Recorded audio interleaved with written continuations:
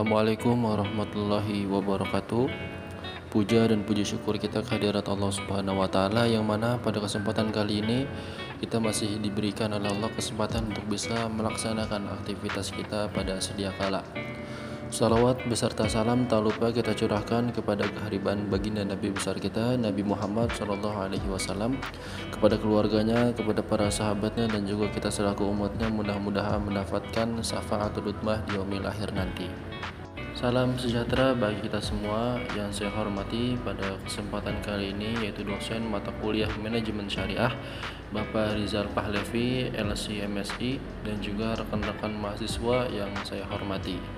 Perkenalkan, nama saya Muhammad Dafaziul Haq dan teman saya Rizky Adrianto.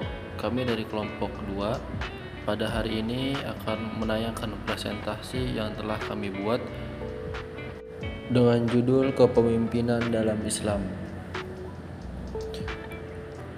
yang mana materi tersebut dari sumber referensi buku yang berjudul Manajemen Berbasis Syariah yang dikarang oleh Profesor Dr. Haji Muhammad Ma'ruf Abdullah SHMM.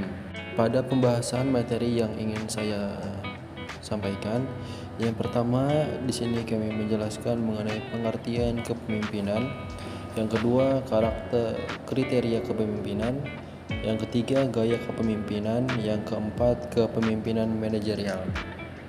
Berbicara mengenai kepemimpinan pasti memiliki keterkaitan antara manajemen, karena manajemen adalah seni untuk mengelola, mengatur, mengurus, dan mengawasi sesuatu harapan yang ingin dituju agar sesuai dengan tujuan kita. Dengan begitu, kita perlu yang namanya seseorang yang memimpin, mengarahkan, dan mengajak orang lain menuju tujuan dengan cara-caranya. Kehadiran pemimpin dalam kehidupan masyarakat dalam ajaran Islam merupakan keniscayaan. Islam mendorong umatnya untuk mengatur kehidupan bersama dalam bermasyarakat, berbangsa, dan bernegara.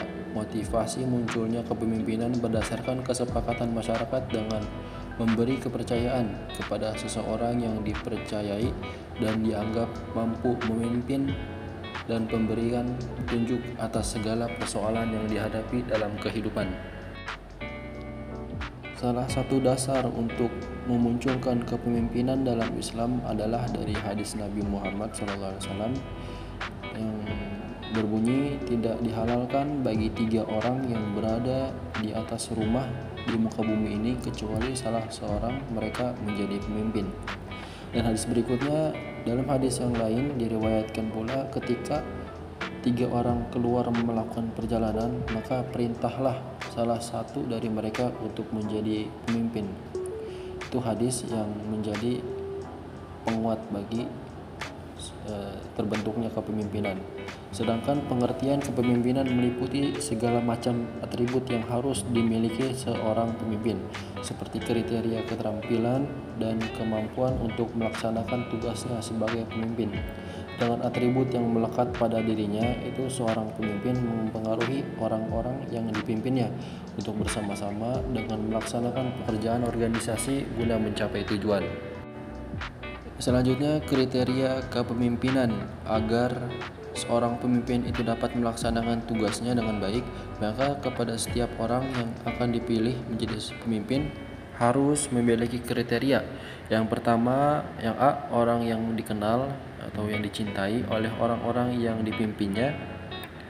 Orang yang dikenal atau orang yang dipimpinnya, kalau seorang pemimpin itu dikenal dan dicintai orang-orang yang dipimpinnya, maka kepemimpinannya akan didukung sepenuhnya oleh orang-orang yang dipimpinnya.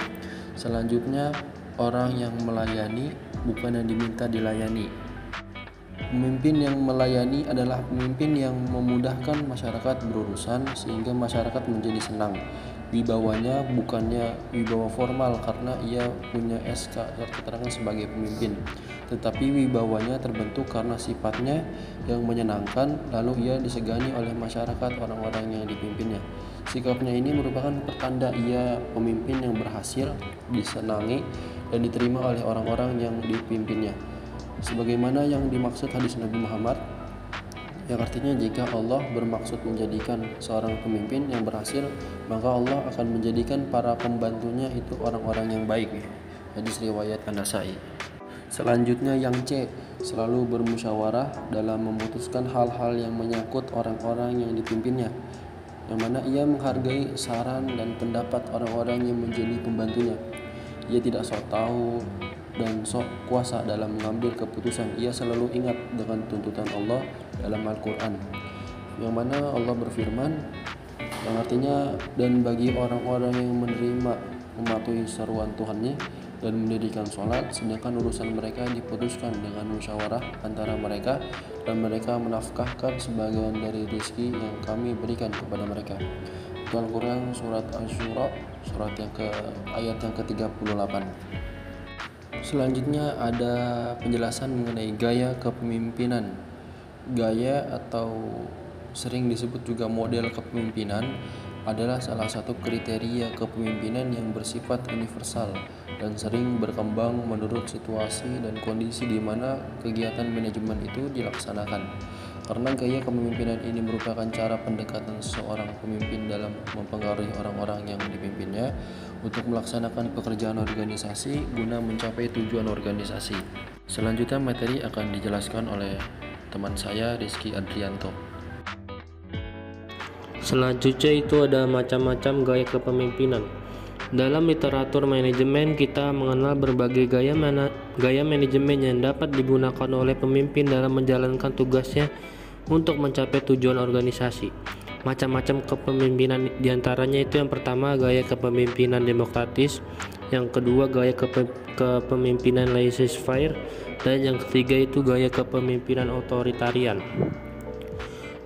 Gaya kepemimpinan demokratis. Dalam gaya kepemimpinan demokratis, keputusan terhadap masalah yang dihadapi organisasi dibahas melalui musyawarah, sehingga semua orang mendapat kesempatan untuk memberikan masukan. Pemimpin berperan mengatur jalannya musyawarah, dan ia tidak berhak memutuskan sendiri. Segala keputusan diambil secara musyawarah mufakat atau paling tidak dengan suara terbanyak. Gaya kepemimpinan ini dibangun dengan semangat kebersamaan, persamaan, dan egalitarian. Gaya kepemimpinan ini diinspirasi oleh petunjuk Allah dalam Al-Quran, surat Al-Imran ayat 159 yang berbunyi, dan bermusyawaratlah dengan mereka dalam urusan itu. Selanjutnya itu ada gaya kepemimpinan laissez-faire.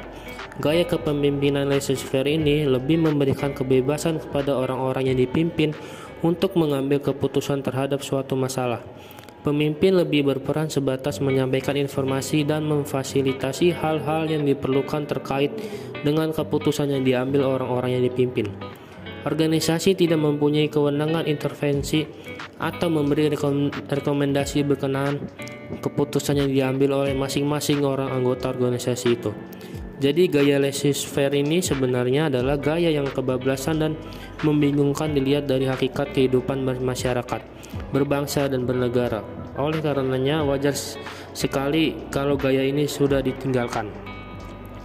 Selanjutnya itu ada gaya kepemimpinan otoritarian. Dalam gaya kepemimpinan otoritarian ini, peran pemimpin untuk mengambil keputusan lebih dominan, bahkan lebih sering bawahan sama sekali tidak dilibatkan. Bawahan hanya diminta melaksanakan keputusan yang diambil pimpinan. Gaya kepemimpinan otoritarian ini di zaman modern dan globalisasi ini sudah tidak populer lagi. Hal itu antara lain karena rakyat sudah cukup cerdas dapat membedakan mana yang rasional dan mana yang tidak. Satu-satunya keuntungan dalam gaya kepemimpinan otoritarian ini dalam pengambilan keputusan tidak banyak memerlukan waktu dan biayanya murah, bahkan tanpa biaya pun bisa. Kelemahan yang paling mendasar gaya otoritarian ini adalah tidak memberi ruang partisipasi orang-orang yang dipimpin dalam proses pengambilan keputusan. Materi selanjutnya itu kepemimpinan manajerial. Seorang pemimpin dituntut mempunyai kemampuan manajerial dalam memanage organisasi yang dipimpinnya. Kemampuan manajerial tersebut meliputi A. Merencanakan struktur organisasi yang sesuai dengan keperluan. B. Merencanakan keperluan sumber daya organisasi. Merencanakan keperluan sumber daya organisasi itu meliputi Yang pertama, merencanakan keperluan SDM yang sesuai dengan tuntutan organisasi meliputi rekrutmen, melatih, dan mengembangkan karir karyawan.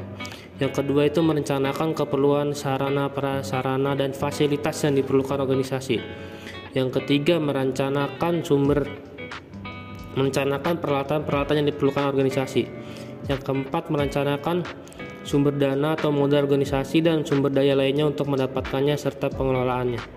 Yang kelima itu merencanakan penggunaan waktu yang sebaik-baiknya sesuai dengan keperluan organisasi. Dan yang terakhir itu yang C, merencanakan bagaimana mengoperasikan kegiatan organisasi.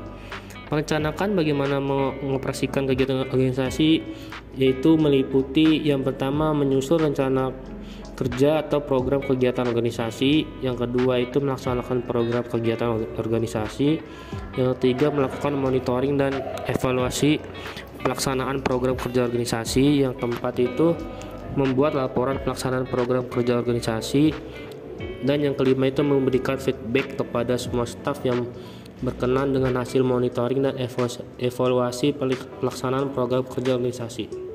Ini saja yang bisa kelompok kami sampaikan, kurang lebihnya mohon maaf. Wassalamualaikum warahmatullahi wabarakatuh.